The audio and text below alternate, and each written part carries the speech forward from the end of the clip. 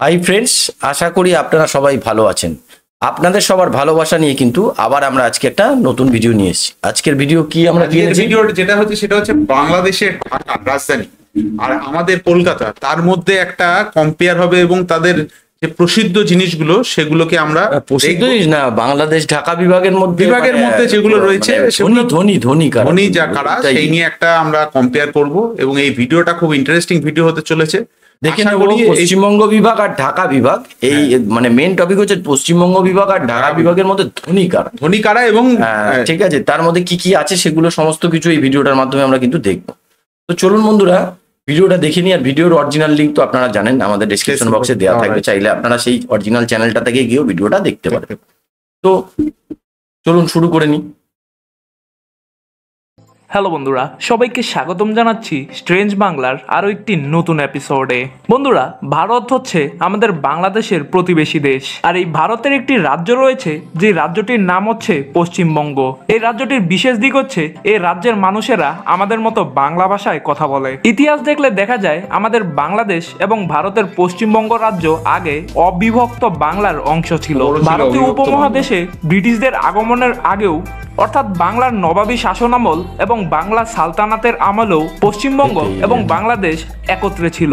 পরবর্তীতে ব্রিটিশ শাসনামলে ব্রিটিশরা হিন্দু মুসলিম বিভেদ করে বাংলাকে দুই ভাগে ভাগ করে। তারপর 1947 সালে যখন ভারতীয় উপমহাদেশ থেকে ব্রিটিশরা চলে যায়, তখন বাংলার হিন্দু মেজরিটি অঞ্চল অর্থাৎ পশ্চিমবঙ্গ ভারতের সাথে যুক্ত হয় এবং মুসলিম মেজরিটি অংশ অর্থাৎ বাংলাদেশ না চাইলেও পাকিস্তানের অংশ হতে বাধ্য হয়। তবে 1971 সালে বাংলাদেশ মুক্তিযুদ্ধের মাধ্যমে পাকিস্তানের থেকে আলাদা হয়ে যায়। তো বন্ধুরা, আমাদের আজকের ভিডিওতে আমরা পশ্চিমবঙ্গ এবং বাংলাদেশের মধ্যকার একটি কম্প্যারিজন করব। তবে পশ্চিমবঙ্গ যেহেতু ভারতের একটি রাজ্য, কোনো স্বাধীন দেশ নয়, তাই বাংলাদেশের সাথে কম্পেয়ার করা ভালো হবে না। তাই বন্ধুরা, আমাদের আজকের ভিডিওতে আমরা ভারতের পশ্চিমবঙ্গ রাজ্যকে বাংলাদেশের ঢাকা বিভাগের সাথে কম্প্যারিজন করব। প্রথমেই আমরা ভারতের পশ্চিমবঙ্গ নিয়ে কথা বলবো। ভারতের পশ্চিমবঙ্গে মোট জেলা রয়েছে 23টি এবং পশ্চিমবঙ্গ রাজ্যের মোট আয়তন হচ্ছে 88,752 বর্গ কিলোমিটার। পশ্চিমবঙ্গ রাজ্যের রাজধানী শহর হচ্ছে কলকাতা, যা ভারতের তৃতীয় সবচেয়ে বড় শহর। পশ্চিমবঙ্গ রাজ্যের অফিসিয়াল ল্যাঙ্গুয়েজ হচ্ছে ইংলিশ এবং বাংলা। পশ্চিমবঙ্গের মোট জনসংখ্যা হচ্ছে প্রায় 11 কোটি, যার মধ্যে 65% মানুষ হিন্দু ধর্মের অনুসারী। পশ্চিমবঙ্গে বসবাস করা মানুষদের মধ্যে 61% মানুষ বাঙালি যারা বাংলা ভাষায় কথা বলে, 22% মানুষ হিন্দিতে কথা বলে এবং 13% মানুষ উর্দুতে কথা বলে। এগুলো ছিল পশ্চিমবঙ্গ রাজ্যের কিছু কমন তথ্য। তো চলুন এখন চলে যাওয়া যাক ইকোনমি বা অর্থনীতিতে। 2022-এ পশ্চিমবঙ্গ রাজ্যের মোট জিডিপি হচ্ছে 210 বিলিয়ন মার্কিন ডলার, যার বেশিরভাগটাই আসে পশ্চিমবঙ্গের রাজধানী কলকাতা শহর থেকে। কলকাতা শহরের জিডিপি হচ্ছে 150 বিলিয়ন মার্কিন ডলার। পশ্চিমবঙ্গে বসবাস করা একজন সাধারণ মানুষের জিডিপি পার ক্যাপিটা অর্থাৎ মাথাপিছু আয় হচ্ছে $2100। পশ্চিমবঙ্গ রাজ্যের মোট জিডিপির 21% আসে এগ্রিকালচার বা কৃষিকাজ থেকে, 22% আসে ইন্ডাস্ট্রি থেকে এবং সবচেয়ে বেশি 56% আসে সার্ভিসেস থেকে। তো বন্ধুরা, এগুলোই ছিল ভারতের পশ্চিমবঙ্গ রাজ্যের কিছু তথ্য। তো চলুন এখন দেখে নেওয়া যাক ঢাকা বিভাগের তথ্যগুলো। ঢাকা বিভাগ হচ্ছে বাংলাদেশের 8টি বিভাগের একটি। ঢাকা বিভাগের মোট আয়তন হচ্ছে 20,509 বর্গ কিলোমিটার। ঢাকা বিভাগে মোট 13টি জেলা রয়েছে। ঢাকা বিভাগের প্রশাসনিক হেডকোয়ার্টার হচ্ছে ঢাকা সিটিতে। ঢাকা বিভাগের মোট জনসংখ্যা হচ্ছে 4,40,00,000। ঢাকা সিটি ছাড়াও ঢাকা বিভাগের রয়েছে গাজীপুর, নারায়ণগঞ্জ, নরসিংদীর মতো বড় বড় ইন্ডাস্ট্রিয়াল শহর। ঢাকা বিভাগের 99% মানুষ বাংলা ভাষায় কথা বলে। ঢাকা বিভাগের 92% মানুষ ইসলাম ধর্মের অনুসারী। বন্ধুরা, এগুলো ছিল ঢাকা বিভাগের কমন তথ্য। তো এবার চলে যাওয়া যাক অর্থনীতিতে।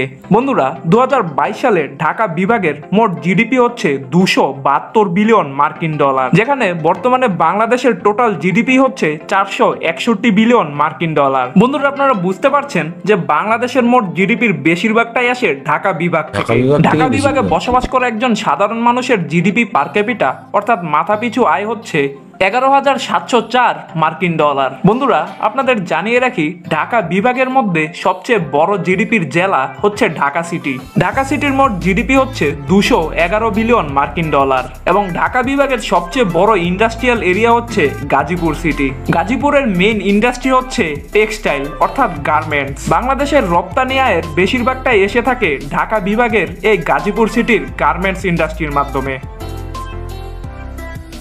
তো বন্ধুরা আমাদের আজকের ভিডিওটি এই পর্যন্তই। ভিডিওটি ভালো লাগলে লাইক করুন এবং সাবস্ক্রাইব করুন এবং কমেন্টে জানিয়ে দিন কে জয়ী, ঢাকা বিভাগ নাকি পশ্চিমবঙ্গ রাজ্য।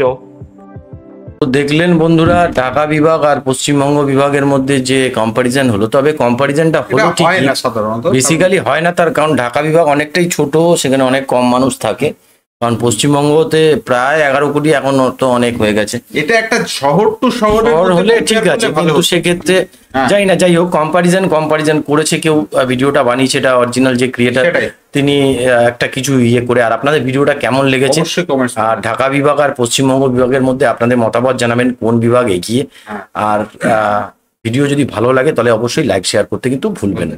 তো আজকের মতো বন্ধুরা এখানেই শেষ করছি, কাল আবার দেখাবে একটা নতুন ভিডিও নিয়ে।